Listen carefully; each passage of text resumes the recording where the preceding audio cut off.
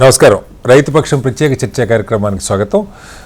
గత 15 రోజులుగా రైతు సమస్యల మీద హెచ్ఎంటీ చేస్తున్న ప్రత్యేక కార్యక్రమంలో ఈరోజు తక్కువ నీటి వినియోగంతో పంటల సాగు ఏ రకంగా చేయాలి, అలాగే నీటిని సంరక్షించుకోవడానికి ఉన్నటువంటి పద్ధతులు ఏమిటి, ఏ ఏ పంటలకి ఎలాంటి నీటి యాజమాన్య పద్ధతులు కావాలి, ఇలాంటి అంశాల మీద మనతో నిపుణులు, అలాగే director water technology centre professor Jayashankar agriculture university principal scientist doctor V Ramulu గారు మనతో స్టూడియోలో ఇక్కడ ఉన్నారు.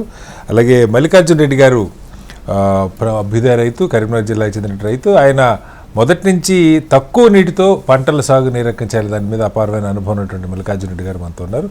అలాగే కాలర్స్ ఎప్పటిలాగే హెచ్ఎంటీవీ డిస్ప్లే చేస్తున్న నెంబర్కి కాల్ చేసి వాళ్ళ సందేహాలను అడగవచ్చు. ముందుగా రాములు గారు నమస్కారం. రాములు గారు, మీరు చాలా దశాబ్దాల అనుభవం ఉన్నది.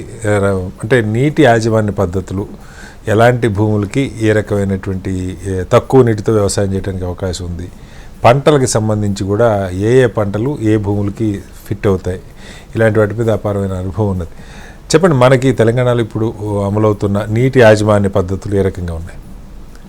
ముఖ్యంగా మన తెలంగాణ రాష్ట్రం అయితే, లేదంటే మనకు ఏదైతే రెండు తెలుగు రాష్ట్రాలు అయితే గమనించుకున్నట్లయితే మనకు ముఖ్యంగా గోదావరి, కృష్ణా ఈ రివర్ పరివాహక ప్రాంతంలో మనకు వర్షాకాలం పడ్డప్పుడు సమృద్ధిగా నీరు చేరుతుంది. మనకు దాని మీద ఏదైతే కట్టుకున్న ఆనకట్టలన్నీ కూడా నీరు సమృద్ధిగా ఉంటుంది. అయితే మన ఈ రెండు తెలుగు రాష్ట్రాలు కూడా మనకు వర్షాకాలం ఏదైతే మనకు జూన్ జూలైలో మొదలై సెప్టెంబర్ అక్టోబర్కు ముగిసిపోయిన తర్వాత మనకు వర్షాలు లేనప్పుడు మనము ముఖ్యంగా ఈ రబీ కాలానికి వచ్చినప్పుడు ఈ పంటల సాగు అంతా కూడా మనకు వర్షాకాలంలో మన భూమిలో నిలుపుకున్న భూగర్భ జలాలపైన కానీ లేదా మనకు ఈ ఆనకట్టలలో మనం నిలగట్టిన ఈ నీటితోనే మనం సాగు చేయవలసిన ఆవశ్యకత ఉంటుంది.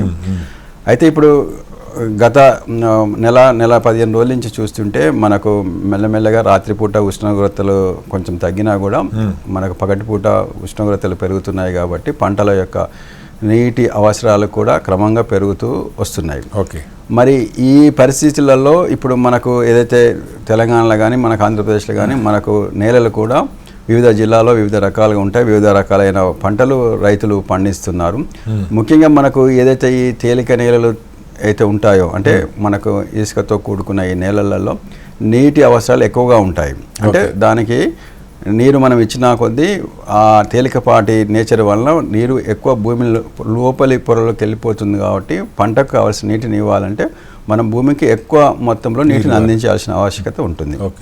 అలా కాకుండా మనకు కొద్దిగా నది పరివాహక ప్రాంతాల్లో కానీ లేకపోతే మనకు ఎక్కువ నల్లరేగడి భూములు ఉన్న మనకి ఇప్పుడు ఆదిలాబాద్ కానీ ఖమ్మం కానీ అలానే మనకు గుంటూరు జిల్లాల వరకు చూసినట్లయితే మనకు వర్షాకాలం తర్వాత కూడా ఆ భూమిలో ఎక్కువ శాతం తేమ నిలిచి ఉంటుంది. కాబట్టి మనం తదుపరి రబీ పంటలను కూడా కొంత తక్కువ నీటితో అక్కడ సాగు చేసే అవకాశం ఉంటుంది. కానీ తేలిక నేలలలో మనకు నీటి వసతి ఉంటే తప్ప మనకు రబీ లేదా యాసంగిలో పంటల సాగుకు అవకాశం ఉండదు. ఈ విధంగా చూసుకుంటే మనకు గత సంవత్సరము వరదలు వచ్చినాయి, కొన్ని జిల్లాలలో పంటలు వరదలు మునగడం కూడా జరిగింది. కానీ మళ్ళీ మనకు యాసంగికి వస్తారకే మళ్ళీ ఇప్పుడు నీటి ఎద్దడని ఉన్నది. మనకు ఏదైతే ఈ రిజర్వాయర్ల నీరు ఉన్నదో ఒక వ్యవసాయానికే కాకుండా వివిధ ఇతర అవసరాలకు కూడా మనం వాడుతున్నాం. ఒక్క ప్రశ్న సార్, అంటే మనకి కారణాలు ఏమన్నా కానీ ప్రభుత్వాలు ఎంకరేజ్మెంట్ కావచ్చు, లేదు వ్యవసాయం తేలిక కావచ్చు, వరి మీద ఎక్కువ నడుస్తుంది తెలంగాణ. ఒకప్పుడు లేని ఇప్పుడు అన్నపూర్ణ, దేశానికి అన్నపూర్ణ అన్న పేరు బాగానే ఉంది, కానీ నీరు మొత్తం తాగేస్తుంది వరి. మన అవసరానికి మించి పండిస్తున్నాం, ఇలాంటివి చాలా ఎప్పటి నుంచి మనం వింటున్నాం దేశవ్యాప్తంగా. సరే, ఎలాగో వరి వేస్తున్నారు, కనీసం నీటిని ఎక్కువ వినియోగం చేసుకోకుండా కొత్త నీటి యాజమాన్య పద్ధతులు ఏమన్నా వరి పంటకి సంబంధించి ఏమైనా వచ్చినాయి తక్కువ నీటితో చేయడానికి? చాలా వృధా అవుతుంది, ఈ కెమికల్స్ అన్నీ మళ్ళీ సివేజ్ వెళ్ళిపోతున్నాయని మనం వింటూ ఉంటాం. అయితే ముఖ్యంగా మనకు వరి పంట అనగానే మనకు ఎక్కువ నీరు అవసరము.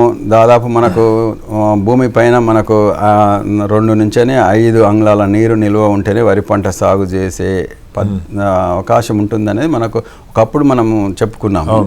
కానీ మనకు గత 15-20 సంవత్సరాల నుంచి ఏదైతే మనకు 2002-2003లో కొంచెం నీటి యొక్క ఆవశ్యకత, అంటే మనకు అప్పుడు బాగా దుర్భిక్ష ప్రాంతం ఉండి ఏవైతే మనం కొన్ని టెక్నాలజీస్ని మనము ఫార్మర్స్ ఫీల్డ్లో కూడా మనం టెస్టింగ్ చేసిన దగ్గరికి వెళ్ళి చూసినట్లయితే వరి పంటను మనం అనుకున్నట్టు ఇంతకుముందు లాగా సాంప్రదాయంగా నీరు భూమి పైన నిలగట్టే కాకుండా ఇతర పద్ధతుల ద్వారా కూడా మనము వరిని పండించుకునే కొత్త పద్ధతులను మనం ఇప్పుడు రైతుల ముంగిడి తీసుకొచ్చినాం. చాలా మంది రైతులు కూడా ఆ పద్ధతిలో సాగు చేస్తున్నారు. ముఖ్యంగా మనం చూసుకున్నట్లయితే ఈ ఆరుతడి విధానంలో వరి పంటను సాగు చేయటం అంటే నేరుగా మనము ఏదైతే మనం ఇతర ఆరుతడి పంటలు ఏదైతే మొక్కజొన్న కానీ వేరుశెనగ కానీ ఏదైతే దుక్కిలో మనము విత్తనం వేసేసుకొని మనము అవసరాన్ని బట్టి వారము 10 రోజులకు ఒకసారి నీటి తడినిచ్చి ఎలా అయితే పండిస్తామో వరి పంటను కూడా అట్లా చేసి మనకు ఎలా అయితే ఈ సాంప్రదాయ పద్ధతిలో మనకు దమ్ము చేసి నీరు నిలగట్టి నారు పెంచి నాటేసే పద్ధతిలో సరి సమానంగా దిగుబడి వచ్చే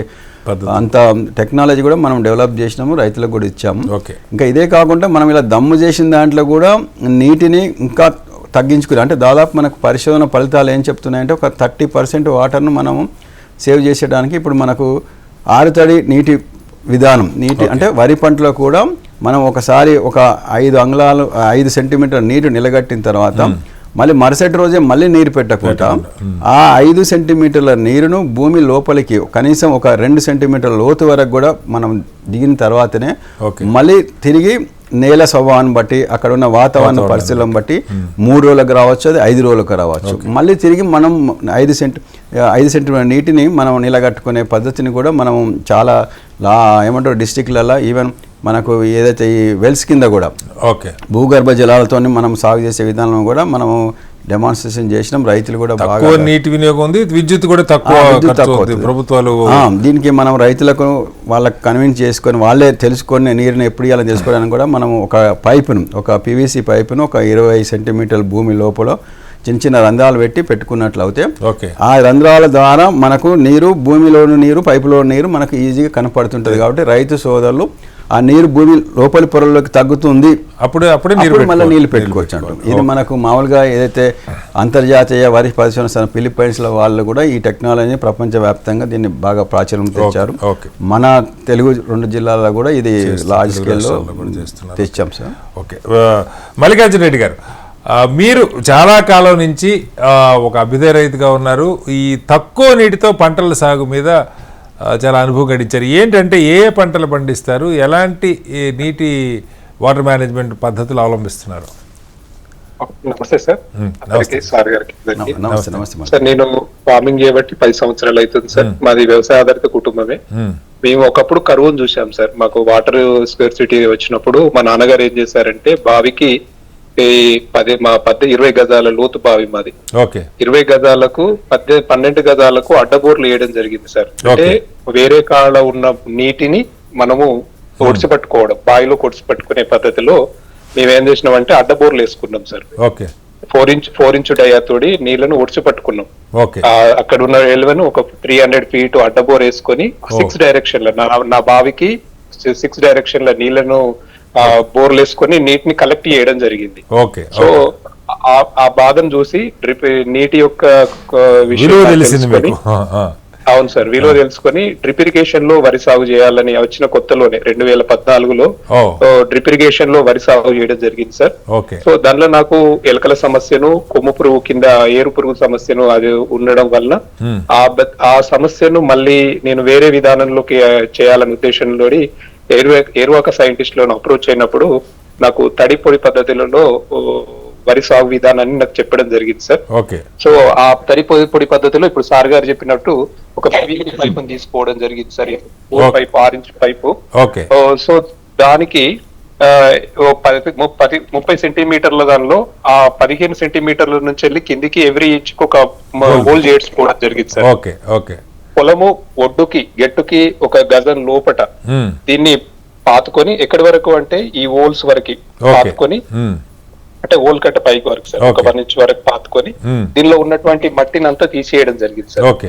తీసుకేయడం ఎప్పుడైతే ఏరుకే నీళ్లు ఇవ్వాలంటే వరి నీళ్ళలో కూడా సర్వైవ్ మొక్క అనేది తెలుసుకొని నీటికి ఏరుకు మాత్రమే నీళ్లు ఇవ్వాలి. ఈ మిథైన్ ఎమిషన్స్ ఉన్నాయని వెలుపడుతున్నాయని సైంటిస్టులతో డిస్కస్ చేసినప్పుడు సో ఇది ఆరుతడి పంట విధానాన్ని అవలంబించడం జరిగింది సార్ వరిలో.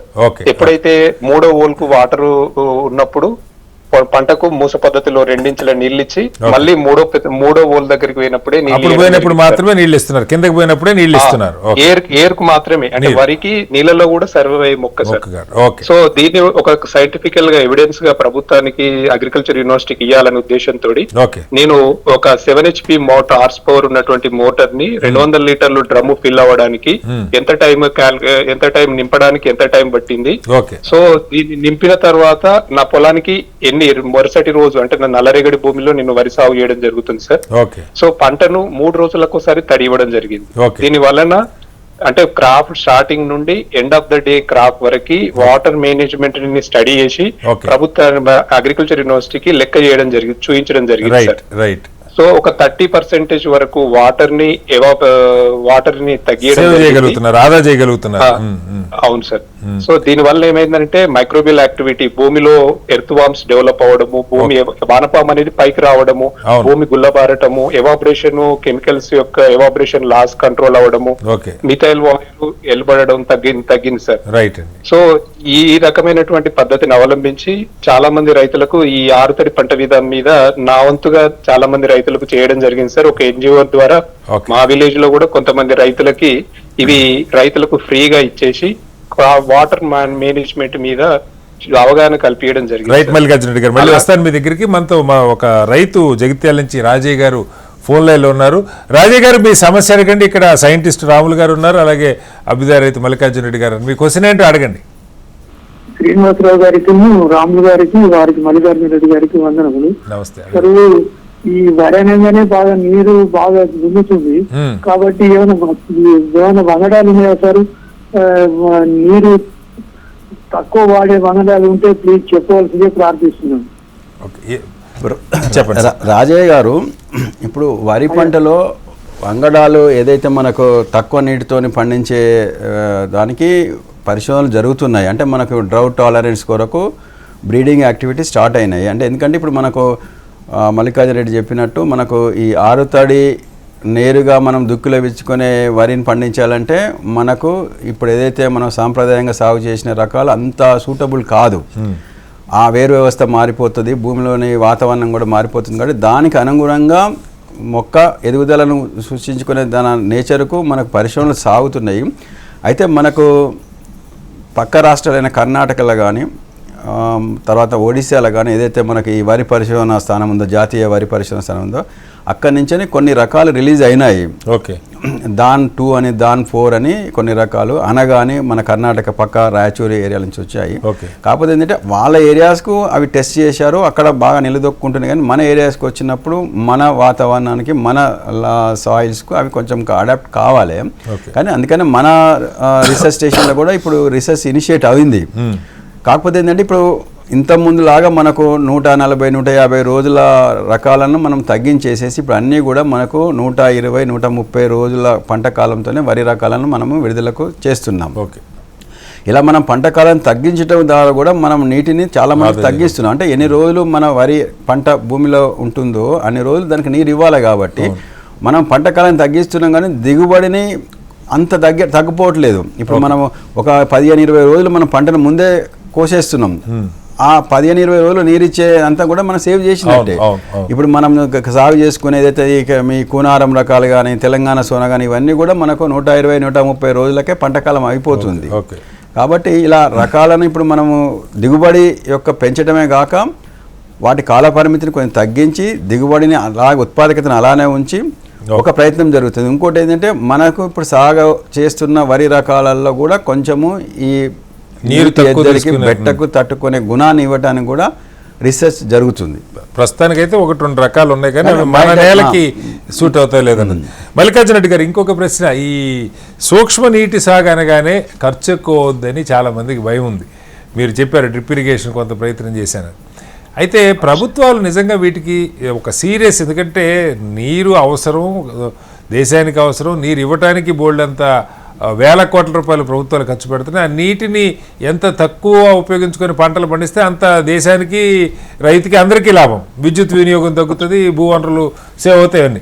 మరి వీటి మీద నిజంగా ఒక సీరియస్ ఎఫర్ట్ ఉందా? ప్రభుత్వాలు ఏమన్నా ఇంప్లిమెంటేషన్లో పేరుకున్నాయి కానీ పథకాలు, ఈ డ్రిప్ ఇరిగేషన్లు వీటికి అవి అమలు అవుతున్నాయా? రైతులందరికీ అడిగిన వాళ్ళకి అందించగలుగుతున్నారా? ఆ సబ్సిడీలు అందుతున్నాయా? ఏం చెప్తారు సార్? అంటే చాలా తక్కువ మట్టికి సార్. ఇప్పుడు డ్రిప్ ఇరిగేషన్ వచ్చేసి గత 10 సంవత్సరాలుగా తీసుకున్నట్లయితే మనకు పామ్ ఆయిల్ కి వెదురుకు మాత్రమే డ్రిప్ ఇరిగేషన్ అనేది ప్రొవైడ్ చేయడం జరిగింది సార్.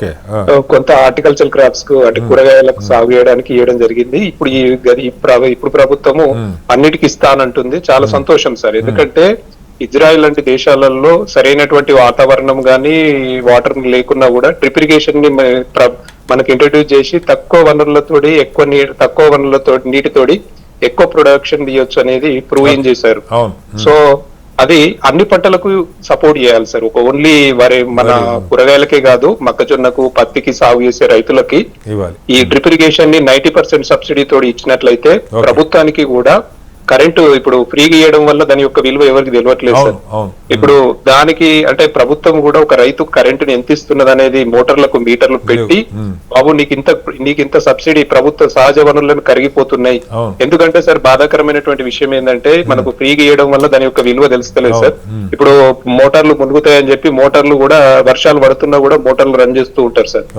ఇప్పుడు క్రాప్ డైవర్షన్ తీసుకున్న ఫార్మర్ కి అది సమస్య అవుతుంది. ఇప్పుడు నేను క్రాప్ డైవర్షన్ తీసుకున్నా, నా పైన పొలం ఉంది, సో ఫ్రీగా ఇవ్వడం వల్ల దాని యొక్క విలువ తెలుస్తలేదు. ఏదైనా కూడా ఒక కొలమానంగా మనకు షో చేయగలిగితే, సో సూక్ష్మ సేద్యాన్ని ప్రమోట్ చేసినట్లయితే వేరే పంటలు కూడా రైతు ముందుకు వస్తాడు సార్. ఒకసారి ఏంటంటే ఫ్లడ్ ఇరిగేషన్ ఇచ్చినప్పుడు భూమి ఆరడానికి టైం పడుతుంది, భూమి హార్డ్ అయిపోతుంది. ఎప్పుడైతే సూక్ష్మ సేద్యం ఇస్తుందో భూమి గుల్లబారి ఒక మొక్కకు ఎంత నీళ్లు కావాలనో అంతవరకే ఇచ్చినట్లయితే దాని యొక్క వినియోగం పెరుగుతుంది. ఇంకోటి ఫెర్టిలైజర్స్ గానీ వినియోగాన్ని కూడా ఎవాపరేషన్ లాస్ ని కంట్రోల్ చేస్తాము. మొక్క మొదట్లోనే ఎంత మోతాదులో కావాలనో అంత మోతాదే మనము ఫెర్టిగేషన్ ఇవ్వగలుగుతాం సార్. సూక్ష్మ సేద్యము రావాలి, స్ప్రింక్లర్లు కావాలి, రెయిన్ గన్లు ప్రభుత్వం నుండి అన్ని పంటలకు ఇచ్చినట్లయితే ప్రొడక్టివిటీ ఎక్కువ తీయగలుగుతాం సార్. Right sir. మనతో రామారావు గారు రఘునాథపల్లి నుంచి మరో రైతు ఉన్నారు. రామారావు గారు మీ ప్రశ్న అడగండి. నమస్కారం సార్. నమస్తే, అడగండి. నమస్తే, చెప్పండి. ఇప్పుడు మనం పత్తి తీసేసాం సార్. అయితే తెల్లను వేద్దాం అనుకుంటా, ఏ సీడ్ వేయాలి, ఇప్పుడు వేయచ్చా వేయకూడదా తెలుసుకుందామని చేసాం సార్. రామారావు గారు, ఇప్పుడు పత్తి తీసిన తర్వాత మీరు ఆ పత్తి ఏదైతే అవశేషాలు ఉన్నాయో వాటిని అన్నిటిని కూడా మీరు కాల్ చేయకుండా దయ ఉంచి భూమిలోనే ఇన్కార్పొరేట్ చేయండి. షెడ్డర్ తీసుకొని చిన్న చిన్న ముక్కలు చేసి భూమిలో ఇన్కార్పొరేట్ చేసి మీరు అవసరమైతే మళ్ళీ కొంచెం ఒక తడి పెట్టైనా దుక్కి బాగా చేసుకున్న తర్వాత మనకు ఇప్పటి నుంచోని అంటే మీకు 15వ తారీఖు వచ్చే ఫిబ్రవరి దాకా కూడా నువ్వులు కానీ మొక్కజొన్న సమ్మరు మనకు వరంగల్ జిల్లా, జనగాం జిల్లాలో అయితే మీకు తినడానికి మొక్కజొన్న కండెలు బాగా పోతాయి. మొక్కజొన్న కూడా వేసుకోవచ్చు. ఇంకా మీరు లేదనుకుంటే పుచ్చకాయలు, వాటర్ మెలన్ వేయవచ్చు. ఇప్పుడు మీరు కాటను వేసి దాని భూమిలో ఏదైతే అవన్నీ అవశేషాలు పెట్టారు కాబట్టి మీ సేంద్రియ కార్బనం పెరుగుతుంది, భూమి గుల్లబారుతుంది. తర్వాత మళ్ళీ దాన్ని వచ్చే సంవత్సరానికి ఏదైతే జూన్ జూలైకి మళ్ళీ మీరు కాటన్ వేసుకుని ఇంకో పంట వేసుకున్నా కూడా భూమిని మీరు చక్కగా పెట్టుకుంటారు. కాబట్టి తెల్ల నువ్వులు వేసుకోవచ్చు, మొక్కజొన్న వేసుకోవచ్చు. ఈవెన్ మీకు పక్షుల బెడద అంత లేదనుకుంటే పొద్దుతిరుగుడు కూడా వేసుకోవచ్చు, కూరగాయ పంటలు కూడా వేసుకోవచ్చు. Okay, right. మల్లికార్జున రెడ్డి గారు, ఇంకొకటి అంటే మీరు ఈ సూక్ష్మ నీటి సాగు పద్ధతులను అవలంబిస్తున్నారు కదా, మీరు ఇందాక చెప్పారు ఈ ఎరువులు వీటి కెమికల్స్ ఎవాపరేషన్ లాసెస్ కూడా తగ్గుతాయని. అంటే ఈ డ్రిప్ ఇరిగేషన్ ఇలాంటివి చేసేవాళ్ళు ఎరువులు ఏ పద్ధతిలో వేయాలి?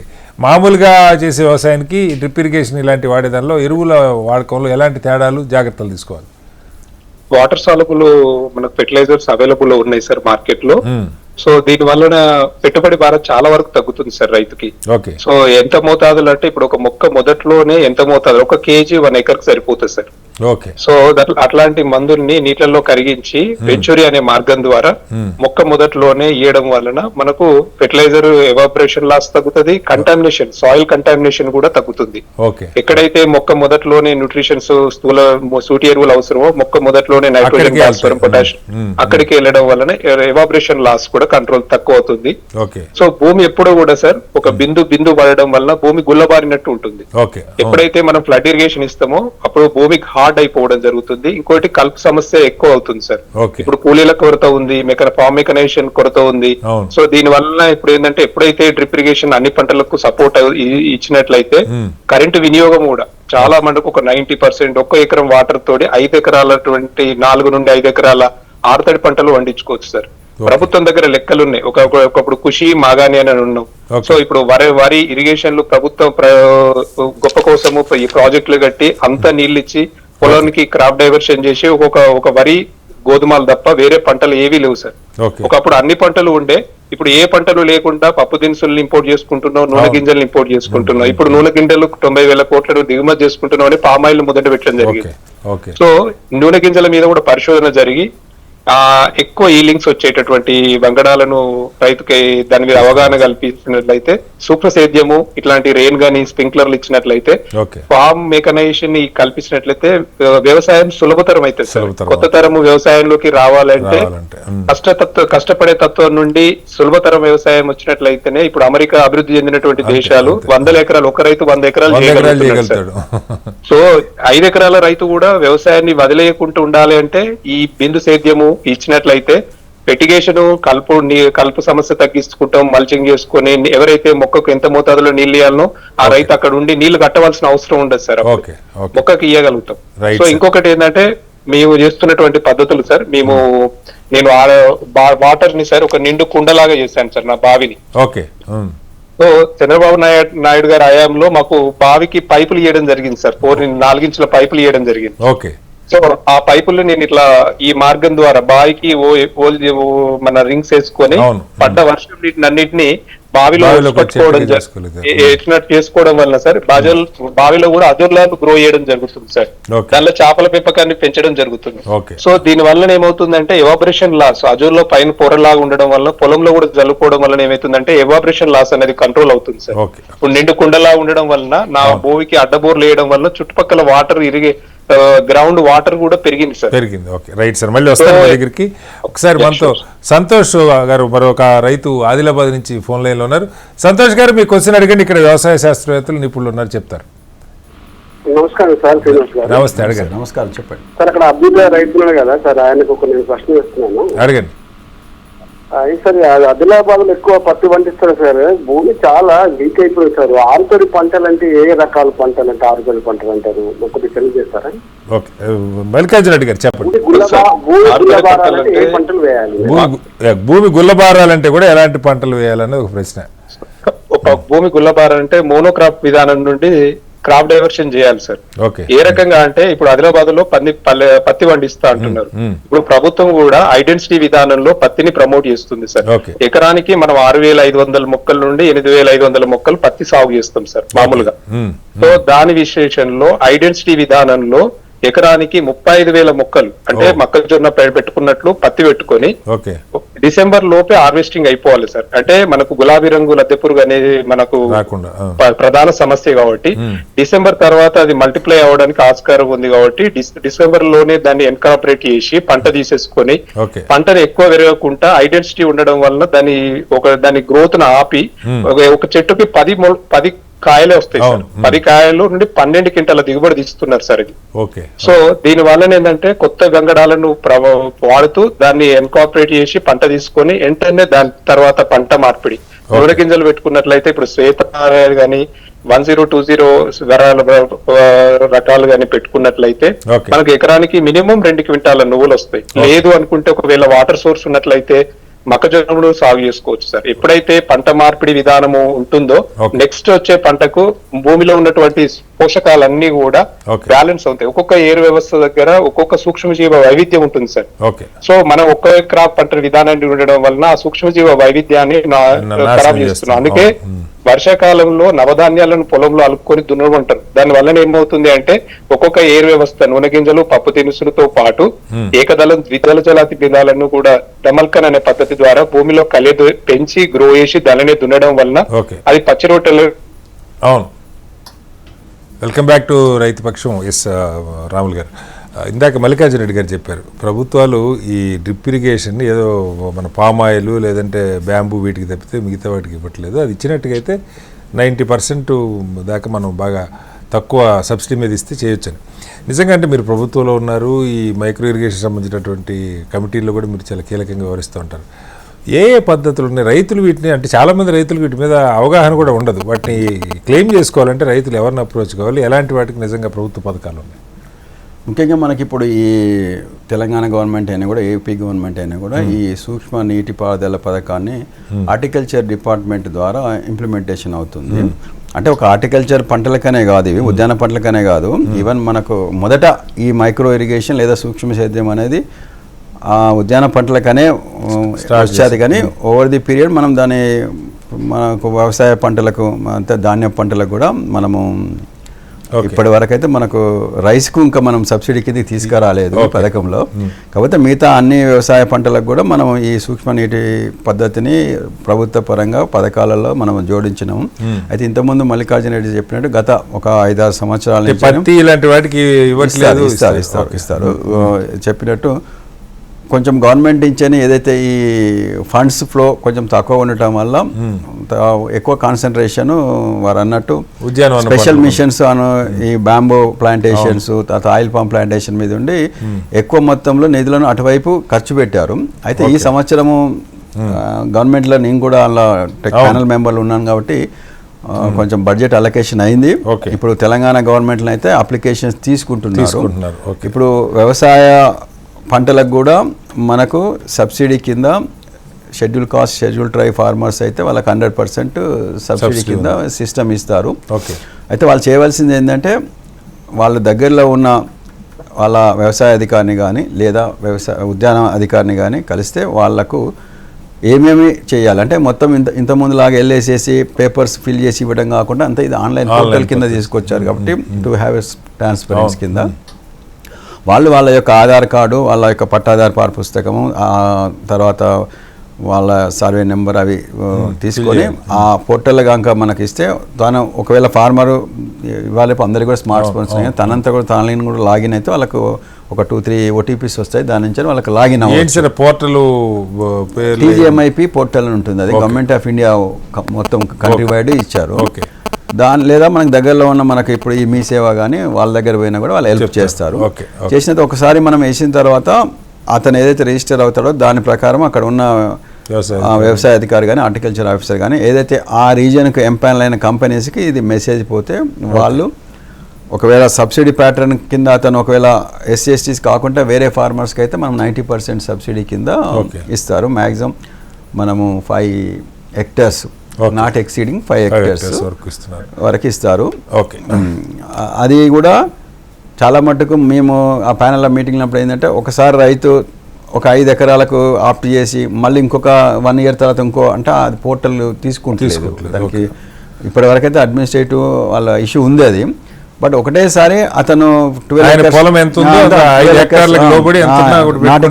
acres తీసుకుంటుంది. అతను ఆ సబ్సిడీ కాంపోనెంట్ అతను పే చేస్తే రెస్ట్ అది వాళ్ళు ప్రాసెస్ చేసి వాళ్ళకున్న మెకానిజం ఏదైతే డిస్ట్రిక్ట్ కలెక్టర్ శాంక్షన్ ఆర్డర్ ఇస్తారు. దాని ప్రకారం ఎంపానల్ అయిన కంపెనీస్కి ఆర్డర్ పోస్తుంది. ప్రస్తుతానికి వరికి తప్ప మిగతా అన్నిటికీ ఇది వరికి కూడా మనము మల్లికార్జున చేసినప్పుడు నేను కూడా చేశాను. డ్రిప్ ఇరిగేషన్ కింద వరి పన్ను 30% వరకే ఎక్కువ అవసరం, నీళ్ళు ఎక్కువ. వారికి వచ్చిన ప్రాబ్లం మాకు కూడా వచ్చేది. నెమాటోడ్స్ ప్రాబ్లం ఎక్కువ ఉంటుంది. ప్లస్ ర్యాట్స్, స్క్వేరల్స్ అవి అంటే మనము ఈవెన్ సబ్ సర్ఫేస్ డ్రిప్తో కూడా ఓవర్కమ్ చేయాలి. నెమాటోడ్స్ ప్రాబ్లమ్ ఓవర్కమ్ కావాలంటే మనం క్రాప్ షిఫ్ట్ చేయాలి. ఒక 2-3 years తర్వాత మనం సేమ్ మళ్ళీ రైస్ వేయకుండా వేటు గో ఫర్ సెసామమ్ కానీ లేదంటే చిల్లీ బెస్ట్ రిప్లేస్మెంట్ అన్నట్టు.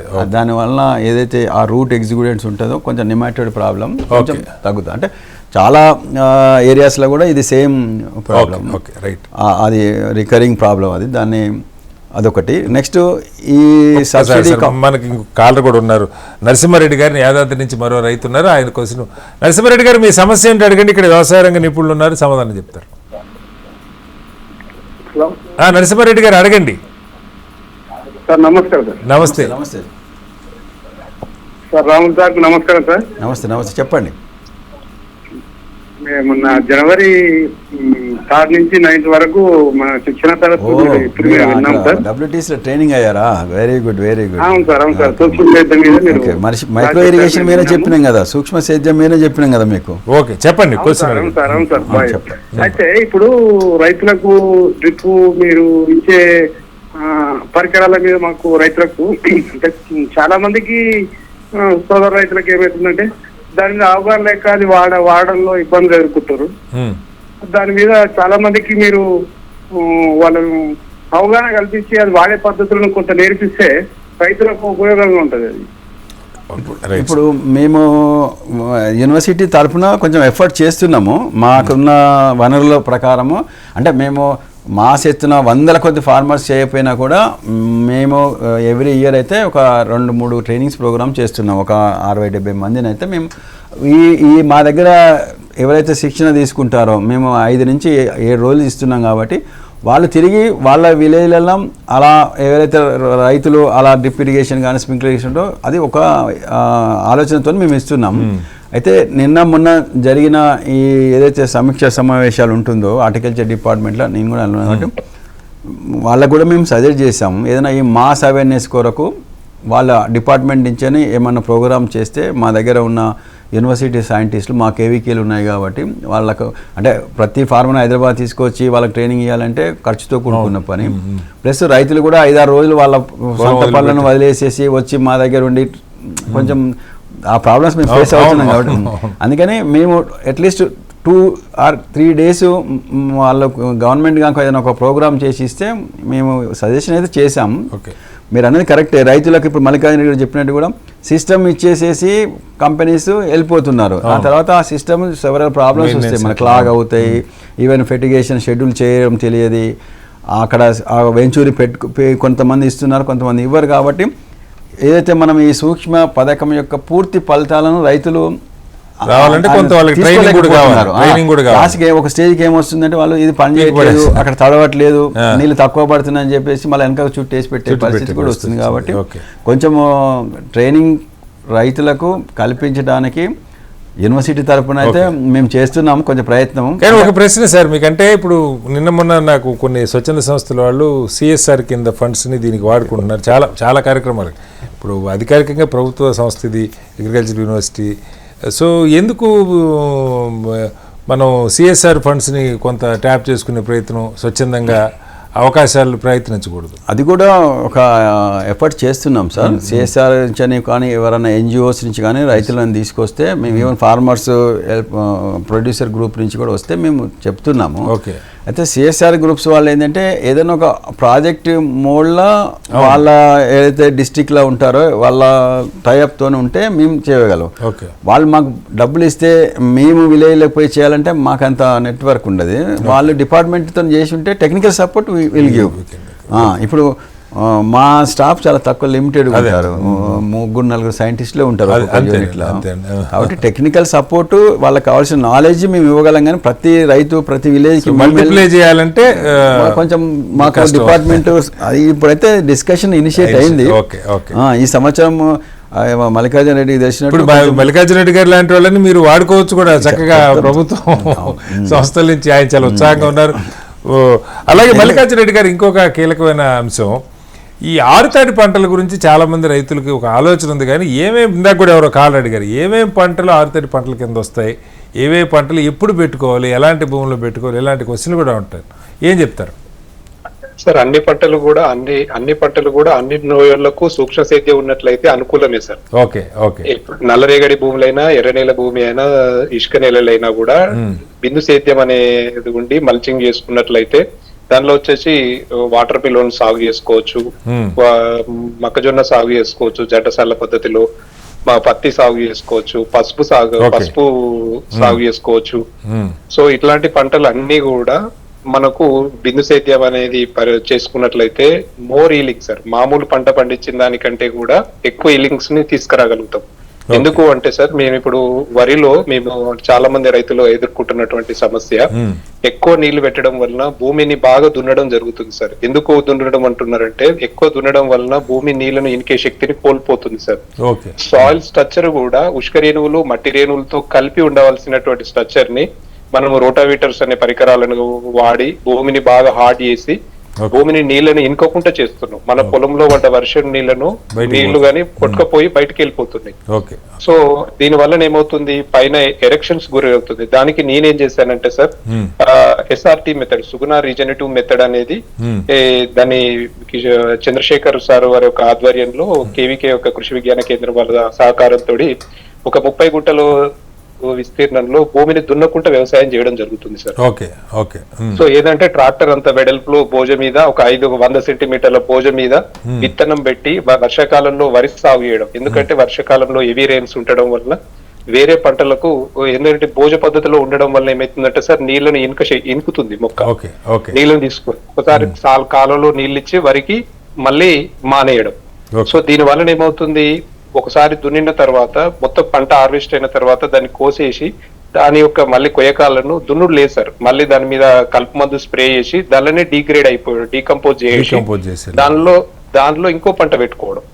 వరి కాకుండా, వరి వెనకాల వరి కాకుండా తున్నకుంటేనే భూమిలో పెట్టడం వల్ల ఏమవుతుందంటే సార్, ఇప్పుడు నేను సెకండ్ ఇయర్ సార్, ఇది 1 year కంప్లీట్ అవుతుంది. సో ఇప్పుడు క్రాప్ డైవర్షన్ చేస్తుంది. వర్షాకాలంలో వరి, ఎండాకాలంలో పప్పు దినుసులు, మినుములు పెట్టుకోవచ్చు, పెసర్లు పెట్టుకోవచ్చు, నూనె గింజ పంటలు పెట్టుకోవచ్చు. తిని ఓల్ చేసి పైన పెట్టుకున్నట్లయితే మనకు క్రాప్ డైవర్షన్ అవుతుంది. మనకు భూమి కూడా పైన ఎరెక్షన్స్ గురి కాదు సార్. ఇంకోటి ఎర్త్ వామ్స్ కూడా పైకి కిందికి రావడం వల్ల భూమి గుల్లబారుతుంది. సో ఈ రకంగా చేసుకోవచ్చు. కూరగాయ పంటలు అన్ని కూడా పండించుకోవచ్చు సార్ ఆరుతడి పంట విధానంలో. సో మిర్చి పంట పండించుకోవచ్చు. ఓన్లీ వరే కనిపిస్తుంది సార్ మనకంతా, కానీ ఎటు చూసినా కూడా వరి తప్ప వేరే పంటల మీద సమస్య. ఏంటంటే సంవత్సరానికి ఒక్కొక్క రీసెర్చ్ సెంటర్ నుండి ఒక్కొక్క కొత్త వరి వంగడాలు వస్తున్నాయి. సో బాధాకరం ఏంటంటే వరి మాత్రమే ఉంది, వేరే పంటలన్నింటినీ మనం బయట నుంచి తెచ్చుకుంటున్నాం. పళ్ళు అయితే మొత్తం దాదాపుగా బయట నుంచి తెచ్చుకోవాల్సిన పరిస్థితి వస్తున్నారు మనతో. అవును సార్, అన్ని పంటలు పడతాయి సార్ తెలంగాణ భూభాగంలో, అన్ని పంటలకు యోగ్యమే. కానీ మనం దీని వల్ల ఒక బాధాకరమైనటువంటి సిచ్యువేషన్ సార్. దీని వాతావరణం కూడా చేంజ్ అయిపోతుంది. మొత్తం భూమి అంతా నీళ్లు ఉండడం వలన భూమిలో కూడా ఎవ్రీ ఇయర్ దాని యొక్క కార్బన్ అనేది తగ్గిపోతుంది. ఏ రైతు కూడా భూసార పరీక్షలు చేయించట్లేదు, రసాయనాల వినియోగం పెరుగుతుంది, పెట్టుబడి భారం పెరుగుతుంది. సో దిగుబడి తగ్గుతుంది, పెస్ట్ దాని రెసిస్టెన్స్ పెంచుకుంటుంది. ఇప్పుడు మొగిపురుగు ప్రధాన సమస్య సార్. ఒక్క నిమిషం సార్, మళ్ళీ వస్తాను మల్లికార్జున రెడ్డి గారు. మనతో శ్రీనివాస్ గారు అని ఒక రైతు ఫోన్ లైన్ లో ఉన్నారు వరంగల్ నుంచి. శ్రీనివాస్ గారు, మీ సమస్య ఏంటో అడగండి. నమస్కారం అండి, నా పేరు శ్రీనివాస్. ఓకే, అడగండి సార్, మీ క్వశ్చన్ అడగండి. చెప్పండి, మీ ప్రశ్న చెప్పండి. నమస్కారం సార్, నా పేరు శ్రీనివాస్. ఇక్కడ కోడంగల్ దగ్గర అతిపేట విలేజ్ మాది. ఓకే, అడగండి సార్, మీ క్వశ్చన్ అడగండి. నేను మధ్యలో జాయిన్ అయ్యాను, యాక్చువల్ గా టీవీ చూస్తున్నాను, మధ్యలో జాయిన్ అయ్యాను. అయితే మాకు ఈ 7 days 5 days ట్రైనింగ్ ఏదో అన్నారు. దాని అదే డ్రిప్ ఇరిగేషన్ గురించి ఏదైనా ట్రైనింగ్ అలాంటివి ఉంటే అటెండ్ అవుదాం అనేది ఉంది. రైట్ సార్, రాహుల్ గారు సార్ ఆన్సర్ చెప్తారు, వినండి. ఇప్పుడు మాకు ఏదైతే నీటి సాంకేతిక పరిజ్ఞాన కేంద్రం మాది రాజేంద్ర నగర్ హెడ్ క్వార్టర్స్లో అయితే మేము సంవత్సరానికి ఒక 2 ట్రైనింగ్ ప్రోగ్రామ్స్ అయితే షెడ్యూల్ అవుతాయి సార్. ఒకటి ఈ సూక్ష్మ నీటి సేద్యం పైన, ఇంకొకటి ఈ ప్రిసిషన్ ఫార్మింగ్. అంటే ఇప్పుడు మనకి ఏదైతే ఈ హైడ్రోఫోనిక్స్, వర్టికల్ ఫార్మింగ్, ఏదైతే మనకు ఈ అర్బన్ ఏరియాస్లలో కొంచెం ఇప్పుడు ఫార్మింగ్ స్టార్ట్ అవుతుందో వాళ్ళ కొరకు చేస్తాము. ఇప్పుడు మీరు అలా ఒక 5 days కావాలంటే మేము యూనివర్సిటీకి అయితే ఒక ప్రపోజల్ పంపాము. మేము KVK దగ్గర 5 days కాకపోయినా కనీసం 3 days వాళ్ళకి హాస్టల్ ఫెసిలిటీ ఉంటుంది. నియర్ బై ఫార్మర్స్ ఒకవేళ మార్నింగ్ వచ్చి ఈవినింగ్ కూడా వెళ్ళే అవకాశం ఉంటుంది కాబట్టి కొంచెము ట్రైనింగ్ ఖర్చు కూడా తగ్గిపోతుంది. అట్లా ఒక ప్రపోజల్ అయితే పంపించాము. అదేమన్నా మూట్ అవుతే మీరు అన్నట్టు మనకు వరంగల్లో కూడా మా అబ్బాయిల KVK ఉంది, వరంగల్ రీసెర్చ్ స్టేషన్ ఉంది. ఓకే, అలా వేరే స్వచ్ఛంద సంస్థలు ఉన్న ఇట్లా మైక్రో ఇరిగేషన్ మీద ఇస్తున్న సంస్థలు ఉన్నాయా సార్? మీరేది కాదు, ఇప్పుడు మనకి ఏకలవ్య ఫౌండేషన్ ఉంది, బాల వికాస్ ఉంది, వీళ్ళు అలాంటి సంస్థలు ఏదైనా వాళ్ళ దగ్గర రిసోర్స్ పర్సన్ కాకుండా మమ్మల్ని ఏమన్నా డిప్యూట్ చేయమన్నా కూడా ఓన్లీ మా హైదరాబాద్ నుంచే రావాలని ఏం లేదు. అగ్రానమిస్టులు కానీ, ఇంకా మా దగ్గర హార్టికల్చర్ సైంటిస్టులు కానీ, వివిధ జిల్లా పరిశోధన స్థానంలో కూడా ఉంటారు కాబట్టి మేము ఇస్తాము. కాకపోతే ఏంటంటే అది కొంచెం ఛానల్ చేసుకొని ప్రాపర్గా వస్తే ట్యూన్ అవుతుంది. అట్లా రైతులకు ట్రైనింగ్ అవసరము ఉంది అని ఒకసారి నిర్ధారించుకొని డిపార్ట్మెంట్ ఇప్పుడు మన ప్రోగ్రామ్ చూసి ఆయన అడుగుతున్నారు 7 రోజులు రావడానికి ఇంట్రెస్ట్ గా ఉన్నారు. అది ఇప్పుడు డెఫినెట్గా ఏంటంటే రైతులు ఇంట్రెస్ట్గా ఉండి ఒక గ్రూప్గా ఈవెన్ ఎఫ్ఏ గ్రూప్గా ఇంకా ఒక 25 మంది 30 మంది ఉన్నామంటే మీరు ఏమైనా రిక్వెస్ట్ పెట్టినా కూడా మేము యూనివర్సిటీ ఏదో విధంగా మా దగ్గర ఉన్న మా రీసెర్చ్ స్టేషన్ల కేవీకేల ద్వారా కూడా ఏమైనా అక్కడ ఏర్పాటు చేయడానికి అయితే చేస్తాం. అట్లా మేము రైతులకు యూనివర్సిటీ ఉందే రైతుల కోరు కాకపోతే వాళ్ళు అన్నట్టు 100 మందిని మేము ట్రైన్ చేయలేము, కొంచెం మందిని అయితే చేస్తాం. శ్రీనివాస్ గారు, మీరు ఎఫ్పిఓ నుంచి మీ రైతుల సంఘాలు 10 మంది పోగై ఒకసారి అగ్రికల్చర్ యూనివర్సిటీకి పెట్టండి. అట్లాగే మీ దగ్గరలో ఉన్నటువంటి ఈ వ్యవసాయాధికారులు లేదంటే మీరైతే ఒక్కరోజు విజిట్కి వచ్చి మా దగ్గర ఉన్న ఆ డెమో యూనిట్స్ చూసి మా రైతుల సైంటిస్ట్తో మీరు ఇంటరాక్షన్ అవుతుందంటే ఇక వెల్కమ్. మీరు వచ్చే ఒక రోజు ముందు ఇన్ఫర్మేషన్ ఇస్తే వీల్ అరేంజ్. ఓకే, మనతో పోతురాజు రాయుడు గారు అనకాపల్లి నుంచి మరో రైతు ఫోన్ లైన్లో ఉన్నారు. పోతురాజు రాయుడు గారు, మీ క్వశ్చన్ అడగండి. Sir good evening sir. మరి ఏం లేదు సార్. హలో, వినపడుతుంది, అడగండి. రిక్వెస్ట్ అండి, ఏం లేదు సార్. వ్యవసాయం చేసుకోలేక చాలా ఇబ్బంది పడుతున్నారండి. ఆ వాటర్ సోర్సెస్ గురించి ఇండివిజువల్ గా బోర్ ఇస్తే తప్ప గ్రూపులుగా ఇస్తే అది రైతులు ఉపయోగించుకోలేరండి. ఏంటంటే రైతులు ఏంటంటే 3 రైతులు 4 రైతులు ఉంటే ఏమవుతుందంటే ఒక రైతు ముందుకు వస్తాడో ఒక రైతు ముందుకు వెనక్కి వెళ్ళిపోతాడు. అందువల్ల ఆ ప్రాజెక్ట్ నడవదు. అది సింగిల్ గా ఇస్తే ఈజీగా ఉంటుందండి. ఏ రైతుకి ఆ రైతు చేసుకోవడానికి అనుకూలంగా ఉంటుందండి. రైట్ అండి. ఎవరికి ఇండివిజువల్ గా బోర్ ఇవ్వాలి సార్. బోర్ ఇచ్చి వాళ్ళు ఎలక్ట్రిసిటీ ఇస్తే చాలా బాగుంటుంది సార్. అలాగే సార్, దానిలో ఇబ్బందులు ఏంటో అడుగుతాం సార్. అదే బోర్లు గ్రూప్గా ఇస్తున్నారంట ఉన్నారు, మరి అలా ఏదైనా ఒక స్కీమ్ లాగా ఏమన్నా ఉందా? ఇండివిజువల్గా కాకుండా ప్రభుత్వాలు ఏదైనా కోఆపరేటివ్? మనకు ఈ గ్రౌండ్ వాటర్ ఇందిరా జలప్రభ అనేది స్కీమ్స్ కింద బహుశా షెడ్యూల్ ట్రైబ్స్ కానీ అట్లా కమ్యూనిటీ బేసిస్ మీద, ఓకే, అంటే వాళ్ళకు చిన్న చిన్న కమ్మతాలు ఉంటాయి కాబట్టి ఒక బోర్ ఇచ్చేసేసి కమ్యూనిటీ దాంట్లో మనకు ఈవెన్ రెయిన్ గన్స్ కానీ స్ప్రింక్లర్ ఇరిగేషన్ కంటే అవి షిఫ్ట్ చేసుకోవచ్చు. మనం ఒక రైతుకు ఒక రోజు ఇస్తే ఇంకో రైతు ఇంకో రోజు వాడుకోవచ్చు. కాకపోతే అది ఎక్కువ ప్రమోషన్ లేదు. అది ఎక్కడైతే కొంచెము ఎక్కువ వెళ్ళలేని మనకు సోలార్ మోటార్స్ కూడా అక్కడ పెట్టి కొంత చేస్తున్నది గవర్నమెంట్. కాకపోతే మనకు అన్నట్టు ఇట్లా మైక్రో ఇరిగేషన్ అంతా ఎక్కువ ఫోకస్ లేదు, అంటే బడ్జెట్ అలొకేషన్ కానీ అది లేదు. వాళ్ళు అన్నట్టు ఇండివిజువల్గా చేసుకోవాలంటే ఇప్పుడు ఒక బోర్ వేసుకోవడానికి కనీసం ఎట్లేదైనా ఒక 1.5 నుంచి 2 లక్షలు వేయడానికి అవుతుంది. ఒక 50,000 30 నుంచి 50,000 మళ్ళీ మోటార్ పెట్టడానికి అవుతుంది. మరి గవర్నమెంట్ ఒక దాదాపు 2-3 లక్షలు ఒక్క రైతు మీదనే బెనిఫిట్ ఇస్తే సోషల్గా కూడా కొంచెం గవర్నమెంట్ కాబట్టి వాళ్ళు ఏం చేస్తారంటే కనీసం ఈ 3 లక్షలు ఖర్చు పెట్టిన ఒక 4 రైతులకు బెనిఫిట్ అవుతుంది, దాని ఆప్షన్ తీసుకుంటున్నారు. కాకపోతే ఏంటంటే మన రైతుల మనం హ్యూమన్ బీయింగ్స్ కాబట్టి మనం కలిసి పని చేసుకోవాలి, ఉన్న వనరులను కూడా షేర్ చేసుకోవాలని ఆ థాట్స్లో ఉన్నప్పుడు ఇట్లాంటి స్కీమ్స్ సక్సెస్ అవుతాయి. లేదు మొత్తం ఓనర్షిప్ అంతా నాకే ఉండాలి, నాకు కావాల్సినప్పుడు అని అంటే కొంచెం ఇంప్లిమెంటేషన్లో డిఫికల్టీస్ ఉంటాయి డెఫినెట్గా. ఓకే, మల్లికార్జున రెడ్డి గారు, ఈ ఉద్యానవన పంటలకు సంబంధించి తెలంగాణలో నీటి వినియోగం కూడా వరితో పోల్చుకుంటే చాలా తక్కువ అవుతుంది. ఎందుకని రైతులు వాటి వైపు మొగ్గు చూపట్లేదు? లేదంటే ఇప్పుడు మామూలుగా పక్క రైతును చూసి కొత్త మీలాగా చాలా మంది చాలా చోట్ల రకరకాల ప్రయోగాలు చేస్తున్నారు, మంచి ఫలితాలు సాధిస్తూ ఉన్నారు. ఎందుకని అది మల్టిప్లై కావట్లేదు, రెప్లికేట్ కావట్లేదు? సార్, హార్టికల్చర్ క్రాప్స్ వచ్చేసినట్లయితే మనకు ఎక్కువగా కనిపించేది మామిడి తోట సార్. మామిడి తోట మాత్రమే కనిపిస్తుంది మనకు. అవును. సో ఉద్యాన పంటలు చాలా ఉన్నప్పటికీ మామిడి కూడా సార్ ఒక 3 years దాకా క్రాప్ రాదు. సో రైతులు డైవర్ అవడానికి కొంత సుముఖంగా లేరు. సో ఎప్పుడైతే వాటర్ వచ్చినాయో వాళ్ళకి ఏంటంటే వరిలో ఉన్నంత సులభతరము వ్యవసాయంలో వేరే ఏ పంటలు లేదు సార్. ఎందుకంటే ఒకసారి దున్ని రసాయనాలు కలుపుమందు చల్లేసుకొని 2 సార్లు స్ప్రే చేసుకొని హార్వెస్టర్ ద్వారా హార్వెస్ట్ చేసుకొని ప్రభుత్వమే ప్రతి ఐకేపీ సెంటర్ ప్రొవైడ్ చేసి కొంటుంది. సో హార్టికల్చర్ క్రాప్ పెట్టుకున్నప్పుడు మనకు లాంగ్ టర్మ్ లో వస్తుంది క్రాప్. సో దాన్ని మార్కెటింగ్ కూడా కొన్ని ఏరియాలోకే పరిమితమై ఉంది. ఇప్పుడు జగిత్యాల జిల్లాను తీసుకున్నట్లయితే మామిడికి మార్కెటింగ్ ఉంది.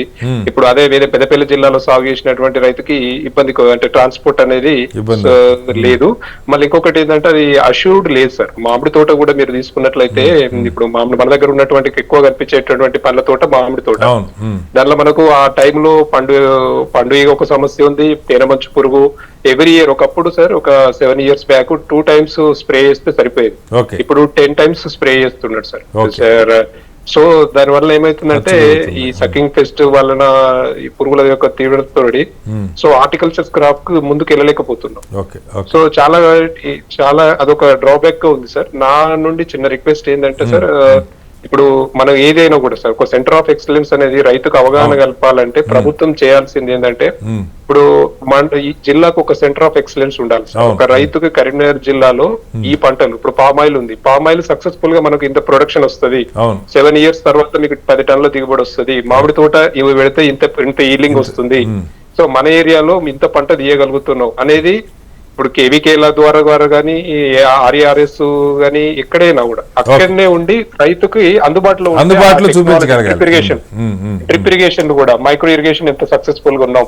ఒక రైతు సన్న 5 ఎకరాల ఒక రైతు ఆదాయాన్ని రెట్టింపు చేసే మోడల్ ఏమున్నాయి, ఇంటిగ్రేటెడ్ అప్రోచెస్ ఏమున్నాయి, లైఫ్ స్టాక్స్ ద్వారా ఎంత ఆదాయం వస్తుంది, ఒక ఆక్వాకల్చర్ చేపల పెంపకం నుండి ఎంత దిగుబడి వస్తుంది, ఒక కులమానంగా ఒక సక్సెస్ఫుల్ గా ఉన్నట్టు ఒక మండల్లో అంటే ఒక జిల్లా స్థాయిలో ఉన్నట్లయితే రైతు ఈ వరి తప్పించి వేరే పంటలు పోవడానికి చాలా ఆస్కారం ఉంది సార్. అగ్రో ఫారెస్ట్రీ కల్టివేషన్ రావాల్సిందే సార్. ఎందుకంటే ఎవ్రీ ఇయర్ ఇప్పుడు మామిడి తోటలతో ఇప్పుడు పండ్ల తోటలు పెట్టేటట్లేదు రైతు. సో రైతుకు కావాల్సిన ఆదాయం కావాలి, ఏ రకంగా అగ్రో ఫారెస్ట్రీ కల్టివేషన్స్ కి రావాలి సార్. ఇప్పుడు అగ్రో ఫారెస్ట్రీ కల్టివేషన్ లో మంచి పంట ఏదంటే సర్వుడు ఉంది. సర్వీ ప్లాంటేషన్ ని మీరు ప్లాంటేషన్ చేసుకున్నట్లయితే ఒక ఎకరానికి 2700 మొక్కలు పెట్టుకున్నట్లయితే మనకు రమారామి ఇప్పుడు సిరిపూర్ కాగజ్నగర్ మనకు బైబ్యాక్ ఇస్తుంది.